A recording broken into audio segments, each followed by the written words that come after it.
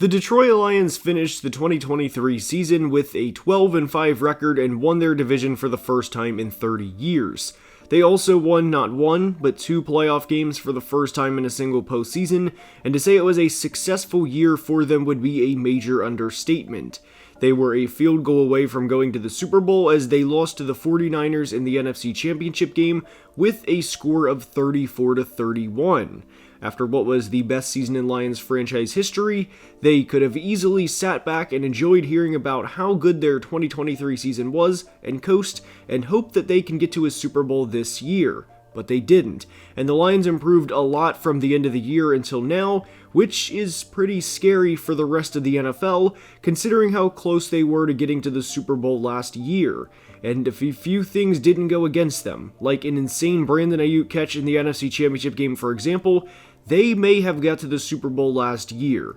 But with the improvements they made this offseason, and with the expectations of everyone young continuing to get better, the Detroit Lions are ready to win it all. And we're going to break everything down in today's video along with Lions safety Ifeatu Melifonwu. Now let's begin. And we are starting today's video by discussing what the Lions did in free agency and what they did to improve the roster this offseason. They lost corner CJ Gardner-Johnson in free agency, who signed a 3-year, $27 million deal with the Eagles, and I know CJ has been good at times throughout his NFL career, like in 2022 when he had 6 interceptions during his previous tenure with the Birds, but CJ only played in 3 regular season games in 2023 before playing in the 3 playoff games with the Lions last year. So he played in 6 of the team's 20 games, or just 30% of the team's games, and I don't think losing him was that big of a loss because they had time to prepare for it last year. Also, quickly, 20 games comes from 17 regular season games plus 3 postseason games. Not only that, but the Lions also drafted corners with their top 2 picks, and even traded for Carlton Davis from the Bucs this offseason, which I absolutely loved and didn't think this move was discussed by the national media, probably as much as it should have been. Carlton is a solid defender and is absolutely an upgrade compared to what the Lions had at corner in 2023. And for reference, there were times where Cam Sutton was absolutely toasted in coverage last year, and this is per PFF, but Sutton led the league in opposing receiving yards allowed. Now, I will say there are times where if a defense is playing a standard cover 2, and if a corner or linebacker is playing a hook, curl, and zone coverage, that there are times where PFF will credit a player for, and I'm saying this with air quotations, but for allowing a reception in coverage, which isn't exactly fair to the defensive player. But leading the league in opposing receiving yards allowed is a little different than allowing a 7-yard check down 3 times per game when it's 3rd and 14 when the defense is just trying to protect the sticks. And leading the league in opposing receiving yards does not happen by accident. So while Carlton Davis is not an elite or all-pro corner and should not expected to be, he is an upgrade to the defense, which was vastly needed. And what also needs to be remembered with the 2023 Lions is, for as successful as they were offensively, they had a lot of trouble in the secondary, specifically at the cornerback position. They finished 23rd in points allowed per game last year, and were 27th in passing yards allowed, and also 27th in passing touchdowns allowed. The main reason for this, of course, was Detroit was great against the run. They finished 3rd in rushing attempts against, 2nd in rushing yards allowed, and were 3rd in opposing yards per carry. And the big reason for the vast difference here was not just because Detroit finished 12-5 and that the game flow called for the opposing team to throw the ball 70% of the game, but because opposing offenses knew where they could attack the weak link, which was at corner. Perhaps the best example of this was during the wildcard round against the Rams, in which former Lions quarterback Matt Stafford threw for 367 yards and 2 touchdowns. Their running back Kyren Williams had a phenomenal year and became the 2nd running back ever to finish top 5 in rushing yards in a season while missing 5 games. The other was, of course, you guessed it, Barry Sanders. But even with a player who finished top 5 in rushing yards last year, the Rams as a team only ran the ball 17 times for a total of 68 yards because they knew where the results would come from.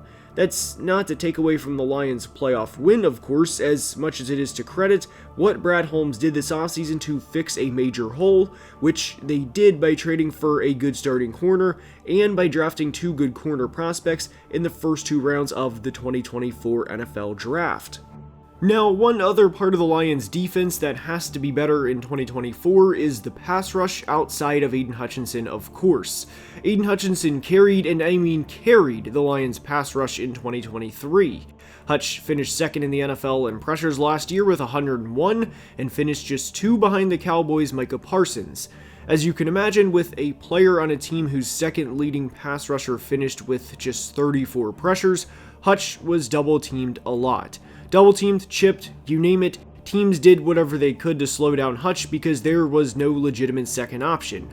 Aleem McNeil finished the year with 5 sacks in 13 games, which certainly isn't bad, but after Aleem, the third leading sack getter for the Lions along the defensive line was John Kaminsky and Romeo Okwara, who finished with a grand total of 2 sacks apiece.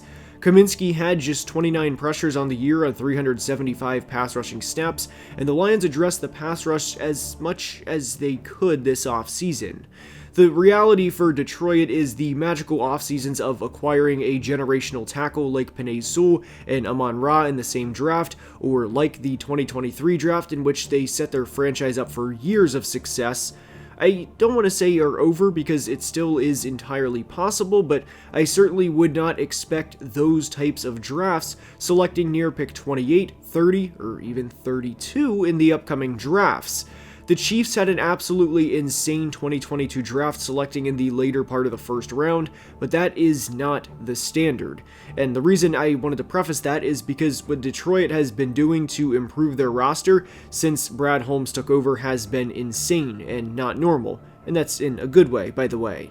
So what Detroit did to address the pass rush was sign DJ Reader from the Bengals, who is not exactly a pass rushing defensive tackle, but a player who offenses absolutely have to respect, and a guy who will occasionally push the pocket, and they also signed Marcus Davenport. Now, Reader is a player I like a lot, and I think he is a very good player, but he certainly doesn't upgrade the pass rush coming off of a torn quad, which he suffered late in the 2023 season, at least not upgrade the pass rush the way you may think. Marcus Davenport is the definition of a boom or bust player, and I hope he works out for Detroit, but I would not have the highest expectations. He has just 2.5 sacks in his last 19 games played, and it's one thing to have a 9-sack season like he did back in 2021 and to build off of that year, but it's another to follow the career year up with 2 dud seasons. If you are planning on buying in with Marcus Davenport and thinking he's going to be a great player for the Lions this year, and that he's going to be the Robin to Hutch's Batman, I would say to be cautiously optimistic. He only played in 4 games last year and was not an impactful player by any means. Now, for my concerns with the pass rush outside of Hutch, I like their linebacking core a lot, which is led by veteran Alex Anzalone. Anzalone had nearly 130 tackles last year and has played the best football of his career since becoming a Lion prior to the start of the 2022 season.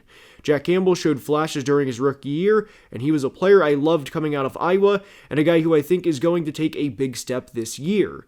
And even during what would be considered his down moments last year, he was still very good against the run, and hell, so is Anzalone for that matter, and those two are going to cause problems for opposing offenses. Again, it's not ideal for an opposing offense to have to play 2 linebackers with the size each of these guys have, because it creates problems in throwing lanes across the middle, which they even flashed at times throughout the 2023 season.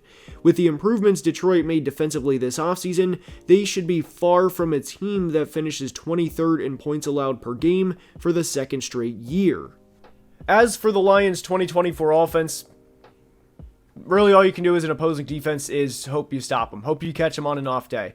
This team is absolutely loaded, and the 2024 Lions offense reminds me a lot of the 2001 Miami Hurricanes, where you just name good players and another good player just replaces them. Ed Reed, Sean Taylor, R.I.P., Jonathan Vilma, Willis McGahee, Clinton Portis, Vince Wilfork, Bryant McKinney. The list goes on with the 2001 Miami Hurricanes, and it's similar with the 2024 Lions offense. Good quarterback, check. Two good running backs. Not because one's not good enough, so we have to have two good running backs. Check. And a bonus, they complement each other's play style. A receiver that just went for over 110 receptions, 1,500 yards, and double-digit touchdowns. Check. A receiver that could absolutely break out this year and has generational speed that can take the top off a defense at any moment in time. Check. A Pro Bowl tight end. Check. A Pro Bowl left tackle. Check. A Pro Bowl right tackle. Check. A Pro Bowl center. You get the point. Oh, and by the way, as if this isn't enough, a offensive coordinator that will probably be a head coach because he is seen as that good of an offensive mastermind. Whatever you want to project with the 2024 Lions offense, I think you can reasonably talk yourself into it. Two 1,000-yard receivers, go for it, and with Amon-Ra and Laporta. Now, the only thing that I would actually push back on in terms of projections for the 2024 Lions offense is three 1,000-yard receivers. I know a lot of people think Jamison will break out, but I don't think they're going to have three 1,000-yard receivers simply because of Montgomery and Gibbs. So it's not because that they're not good enough or that the receivers aren't good enough. It's because we have two good running backs in addition to feed. The offensive line is stacked. Jared Goff has played phenomenal football over the past 2 years. He has a 59-19 touchdown to interception ratio over the past 2 years. Name me a weakness in the 2024 Lions offense. If you want to nitpick and say, well, Jared Goff isn't Josh Allen or Patrick Mahomes, that's fine. In Dan Campbell's words, you're good enough for Detroit, Jared Goff. This offense is absolutely loaded, and it wouldn't surprise me at all if they are the best offense in the league this year. There truly is no weakness in the 2024 Lions offense.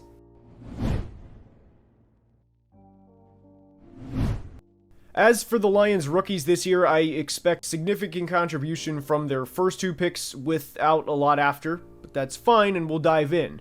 The first pick was Terrion Arnold, and I absolutely love this selection, not just because Terrion is a good player addressing a team need, which was corner entering the draft, but I really like this selection because the Packers also needed a corner, and GM Brad Holmes traded up directly in front of Green Bay to go draft Terrion Arnold. Now, we don't know if Green Bay was looking at Terrion Arnold or if they were going to draft him, but it's the fact that there was a decent chance of them selecting him at 25, so Brad Holmes traded up directly in front of them, so he ensured they could not. Ennis Rakestraw was their second round pick, and I liked Ennis a lot coming out of Missouri this past year, but what I liked specifically was the value. There were times during the 2024 mock draft season where I had mocked Ennis to the Lions at the end of the first round, and I thought Ennis was a early to mid 40s in terms of where he ranked in the draft class, and I knew it was a little early, but the reason why I mocked him to Detroit in the late first round so many times was I really liked his play style combined with what Dan Campbell expects out of players on his team. I thought it was a great marriage in terms of the player, the city, and the team and what they expect out of him. So absolutely loved that. Now, beyond those two picks, Giovanni Manu is a gamble, and I hope he works out. I wasn't the biggest fan that the Lions traded a future 3 for a current 4, but the reality is if Giovanni Manu works out, nobody's going to care and nobody's going to bring that up. But one player that I really loved in particular for the Lions on day 3 was Christian Mahogany, interior offensive line. Now, the Lions lost Jonah Jackson in free agency this year and replaced him with Kevin Zeitler from the Ravens. But Kevin Zeitler is older, and there's a decent chance that they drafted Mahogany to eventually be the Kevin Zeitler replacement. So we're talking about a team that just went to the NFC Championship game and improved significantly that could have walked out of this draft class with 3 starters. And the Lions killed it in the draft again, and they are going to be one of the best teams in the NFL again. And I think at minimum they have 2 starters for the future in, of course, Terrion Arnold and Ennis Rakestraw. But this team is going to be dangerous, and let's go ahead and dive into the interview with current Lions player Ifeatu Melifonwu. All right, for the 2024 Lions team preview, we welcome on safety Ifeatu Melifonwu. Appreciate you joining. How are you doing? I'm good. How are you? Appreciate you having me. Of course. So the thing is, you know, we don't say this with every team, but with the Lions, I mean, you guys went to the NFC Championship game last year, and this was just 2 years after a rough start to the Dan Campbell and Brad Holmes era. But, you know, what is the mentality of the team heading into this year? The mentality of the team is, I think we're hungrier, just based off on how we ended last season, and we didn't make it to where we wanted to make it, obviously being the Super Bowl. So I feel like we know what we can do, but we're hungrier to get there. and we know it's gonna take a little bit more, a lot more than last season. But I would say we're just hungrier. Absolutely. So the one of the biggest needs that Detroit needed entering this offseason, at least some would say in the media, was corner, not safety, of course, but corner. And I mean, you guys addressed that with the first two picks. So I guess my question here would be, with OTAs, with Terrion and Ennis and everybody that else came back, how do you think the secondary looks heading into this year? Yeah, I feel like the secondary heading into this year, obviously, just on paper, just looks a whole lot different, and you could just tell the difference in OTAs. Like it's gonna be just in the whole secondary. It's just a whole lot of competition that's just gonna make us better. But I definitely think we improved um, on the field and off the field. Just like how everyone meshes with each other and how the older guys help the young guys and even the guys that's been there, even if they're younger, they'll help the dudes we signed. So I feel like it's definitely just going to be better overall than it was last year. I got you. So with Dan Campbell and biting the kneecaps, I mean, I have to ask, has that, has he been the same guy all 4 years? Has the message, has the message changed now that, the process has effectively been trusted, and, here we are entering year 4, your fourth year as well, because, you were a rookie that year. Has it been the same all throughout, or has he changed, or how is everything? No, it's really been the same. Like what you see with Coach Campbell, like all the interviews and everything, that's exactly how he is with us. I would say nothing is like the mentality is it's been the same. We've accomplished a lot more, so the target on our back is, greater. But I feel like we there's a target on our back, but we still feel like we're underdogs in a sense. So like we still have that hunger and that passion that he's instilled in us since 2021. So the message has been the same. I mean, that's awesome. I mean, I'm not just saying this just because you're on the channel, which I do appreciate you joining. But the Lions, as of now, are my preseason pick to win the Super Bowl, or to go to the Super Bowl, represent the NFC. But one question that I had, you guys have, obviously, with winning the division, you guys are going to have a number one schedule. You start out with the Rams, and then I want to say play Tampa in week 2, but you're also going to have to play teams like the Niners, of course, the Packers twice. Hmm. How do you stay mentally tough throughout the entire 17 game season, because it's a marathon? It is. It is. The NFL season is a very long season, and I feel like the only thing you can do is just focus on the next game ahead of you. Like that's literally all you can do. You're too busy focusing on the next game, and that's how you get beat in the current week. So the only thing you can do is just attack each day, focus on each opponent, and it's a slow grind. That's all I can say. Just focus, be where your feet are at, focus on the opponent in front of you, and treat that opponent with the utmost respect. And you can't take anyone lightly. You can't look ahead to a tougher opponent. Just look at who's in front of you. No, I think that's a great point. And I know, not to bring up a bad memory, but I know you guys played Baltimore last year, and then you guys went on a big winning streak after that. And I think that kind of goes back to the resilience. But when you guys play the tough teams this year, do you look forward to that? Do you look forward to going to Lambeau Field to play Jordan Love, especially after the second half of the season he had last year, and then even a rookie Caleb Williams, who's a very good prospect? Yeah, no, I feel like we all have that excitement to play against good teams and good players. Because that just makes you better. It brings the best out you, brings your best practice out you, brings your best games out you. So I feel like overall we just look forward, to playing those good players. We look forward to just playing in general, getting out there again. I know we're all just hungry for, training camp and the season to start to just be on the field again with each other. But yeah, definitely, you look forward to those games and payback and things like that. So one question that I have, because I mean, in the fantasy community and in a lot of people that talk about the Lions heading into the year, one player on your guys' offense that you have to go against every day in OTAs, and then here soon coming to training camp, how is Jameson Williams looking entering the year? Because he will be my breakout player. We do a breakout player for every team, and he's going to be my breakout player for the Lions. So how is he looking heading into the season? Nah, J-Mo looks really good. Like J-Mo has looked the best I've seen him since I've been in Detroit. He just like he's making plays. OTAs, he was making plays. Honestly, almost like every day, he was making plays. Like whether it's deep, short, intermediate, like all over the field. Um, and for some reason, like, I feel like he's faster than he was before. Like that's what it seems. That's what it seems like. That's what it seems like to me. But yeah, no, I feel like he's gonna have a really good season. He's a really good player. So, kind of bouncing off of that with Jameson, with a guy that runs a sub 4.340 with you as a safety on the back end of the defense. Are you, or I mean, I guess you always are wary, but how much attention do you give him before the snap? How much are you guys paying attention to a guy like that can, change the game at the snap of a finger? How much are you looking at a guy like that if you were to play a guy like Jameson Williams? Yeah, you almost have to know where he's at. Um, and based on like, and this is with anyone in the league, based on where players are, what kind of tells you different things, but you definitely have to know where he's at and make sure you keep the top of the defense. And, as a safety, just don't let him get behind you. So you're definitely aware of where the speedsters are, no matter if it's JMO or anyone on a different team, you have to be aware.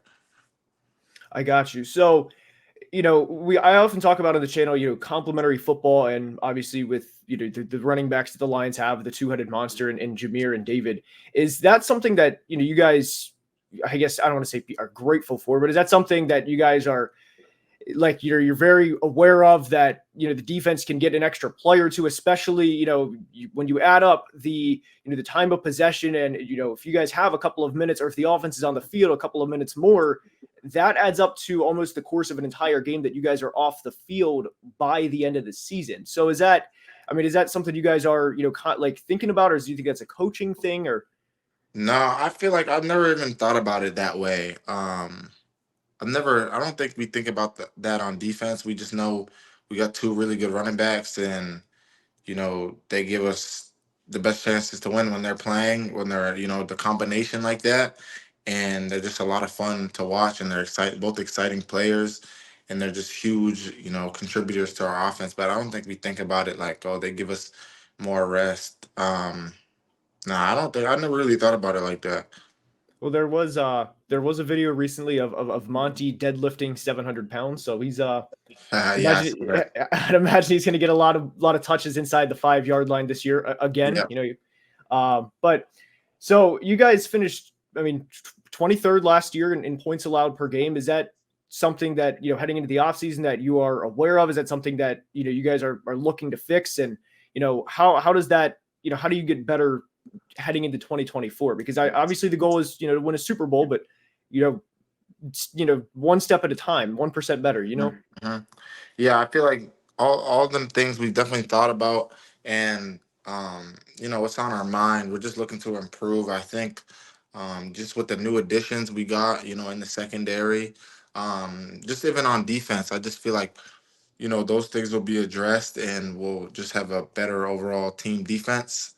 Um, and I think a lot of stuff last year was like we had some dumb mistakes and miscommunications and things like that. So I just feel like this year, like I'm excited for this year. I just feel like it'll just be better overall. Okay. Okay. Now I do have a personal question. When Mhm. you guys are playing Minnesota, your game planning, how much attention goes to Justin Jefferson, like not, I mean, not how much specifically, of course, but like how much of a point of emphasis is he like entering the week? Uh, I mean, obviously he's the main focus when he's the main focus when we're looking at their offense. Like simple as that. And then especially when Kirk was out last year, literally he was the main focus. Like I don't feel like there's not even much more you could Yeah, say. I Like got you. I got you. I mean, he's just the you main had, focus. you had Like an interception against him, so I mean, yeah, so yeah. but no, so Afatu entering the year, or excuse me, sorry. There's one other dumb question that I had. if you guys are running like a tackle trap and Panay's out in space, is there ever a moment in practice where you're like, oh shit, Panay Sewell is running directly at me and he's got Uh-huh. all the he's got a 20-yard head start, and would you make a business decision hypothetically in that scenario? And in that scenario, me personally, I think I would just try to. I mean, he's a good athlete, but Oh yeah. like you said, we're in space though, so I'm gonna try to, set him up. You might maybe set him up to the outside and make a move inside and get to the running back or whoever has the ball.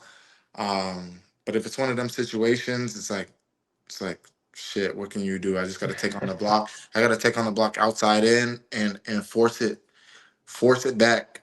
Force it back to my teammates because I know they're all running. But yeah, that's definitely a scary sight.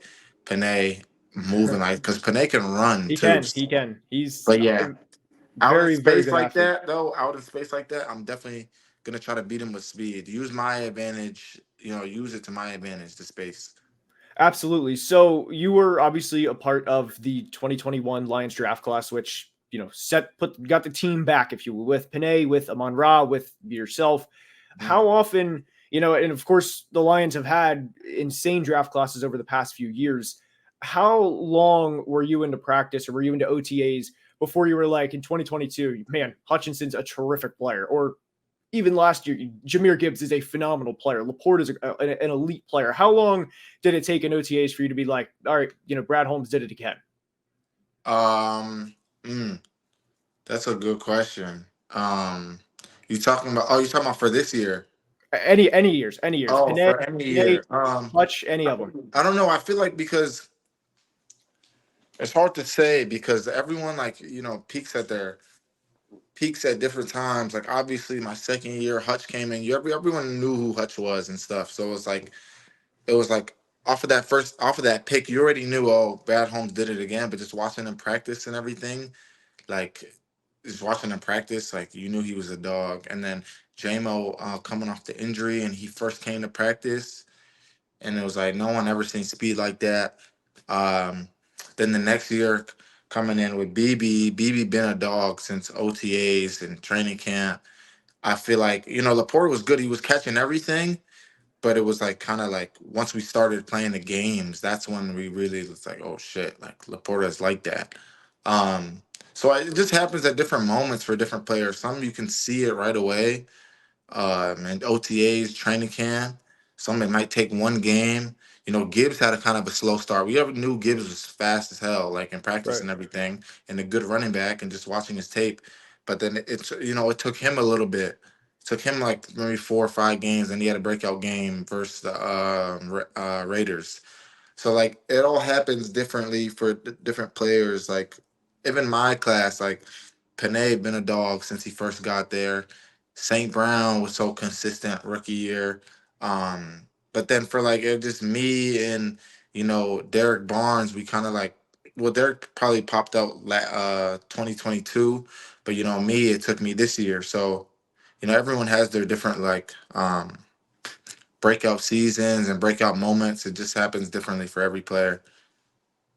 No, for sure. And I think even back in 2021, Amon Ra, like he took like he had that insane stretch at the end where he was averaging like 100 yards per game.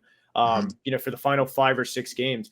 But take me back to 2021. Not the first part, but the end of the year. You guys win three Mhm. of the final 6 games, and then unfortunately a bad start to the 2022 season. But Mhm. a put it together at the end of 2022. How did you feel entering the 22 season? Coming off of that warmer stretch to end the 21 season. Yeah, definitely like winning those them games at the end felt good. And I was actually starting at corner for like 4 of those games at the end of the year.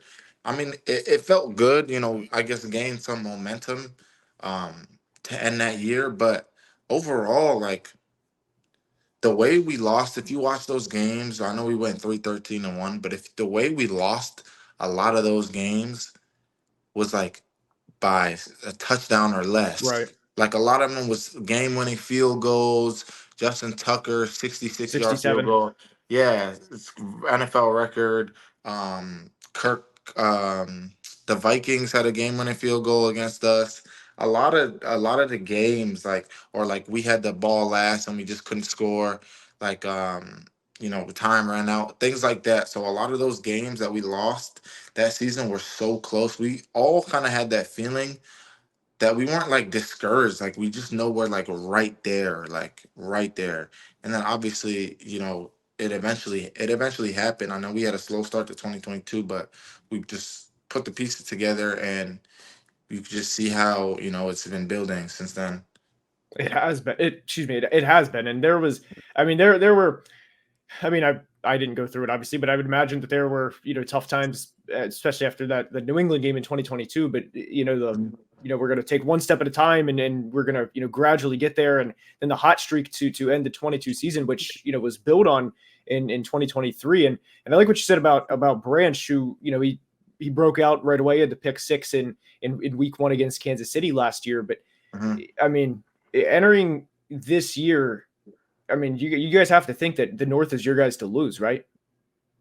I mean, yeah, yeah, 100%. That's our mindset. We won it last year, and that's going to be our mindset.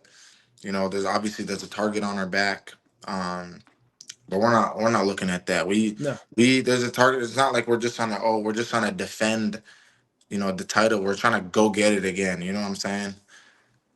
So yeah, that's definitely one of our goals. So I'm let me think how to word this here. So Jared Goff has been your quarterback since the start, since you were a rookie. Mhm. Obviously, there's been a lot of noise about Jared Goff since he's been the Lions quarterback. Was he Mhm.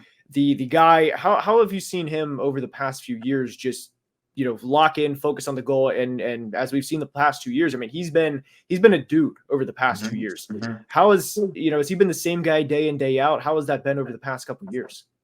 Honestly, yeah, I feel like since I've been there, he's been super consistent, um, on the field and off the field, like how he acts and his leadership. He's just a natural leader.